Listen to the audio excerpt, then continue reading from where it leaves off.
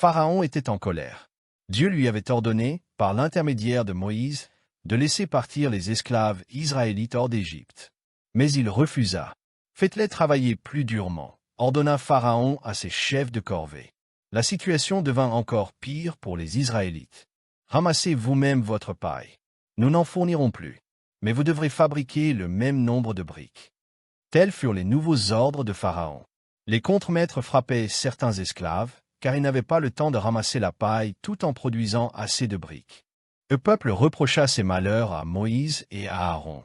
Moïse trouva un endroit pour prier. « Ô Éternel, cria-t-il, tu n'as pas du tout délivré ton peuple. Je suis l'Éternel, et je vous ferai sortir, répondit Dieu. Alors Dieu renvoya Moïse et Aaron auprès de Pharaon. Lorsque le puissant souverain demanda aux serviteurs de Dieu un signe venant de Dieu, le bâton d'Aaron se transforma en serpent rampant. « Appelez mes magiciens, rugit Pharaon. » Quand les magiciens égyptiens jetèrent leurs bâtons à terre, chacun se changea aussi en serpent. Mais le bâton d'Aaron engloutit les autres.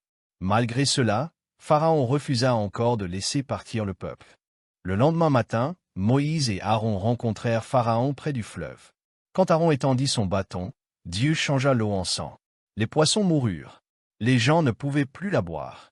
Mais Pharaon endurcit son cœur. De nouveau, Moïse dit à Pharaon de laisser partir le peuple de Dieu. Pharaon refusa encore. Alors Dieu envoya une autre plaie. Toute l'Égypte fut envahie de grenouilles.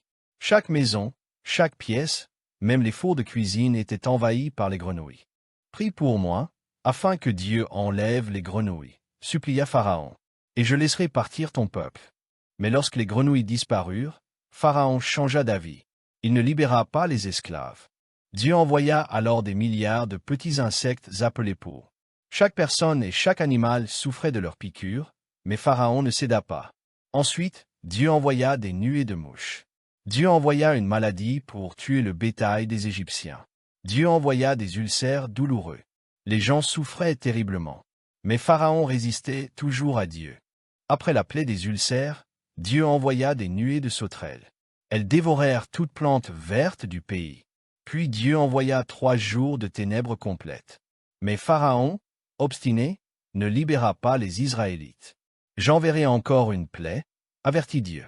Vers minuit, tous les premiers-nés des hommes et des animaux mourront. » Dieu dit aux Israélites que leurs premiers-nés seraient épargnés s'ils mettaient le sang d'un agneau sur les montants de leurs portes. À minuit, un grand cri s'éleva en Égypte. La mort avait frappé.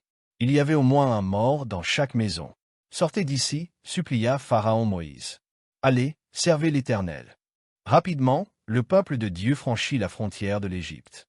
Après 430 ans passés en Égypte, le peuple de Dieu était enfin libre. Dieu les conduisait par une colonne de nuée le jour et par une colonne de feu la nuit. Mais Pharaon n'en avait pas fini avec les Israélites. Une fois encore, il oublia Dieu. Une fois encore, il changea d'avis. Rassemblant son armée, il poursuivit les esclaves. Bientôt, il les coinça entre les falaises et la mer. « L'Éternel combattra pour vous, » dit Moïse. Moïse s'avança jusqu'au bord de l'eau et étendit son bras. Un grand miracle se produisit. Dieu ouvrit un chemin à travers l'eau. Le peuple traversa en sécurité. Alors l'armée de Pharaon s'élança dans la mer Rouge. « Maintenant, nous allons les attraper, » pensaient les soldats. Mais Dieu referma les eaux. La puissante armée d'Égypte fut engloutie. Alors Pharaon sut que le Dieu d'Israël est le Seigneur au-dessus de tout.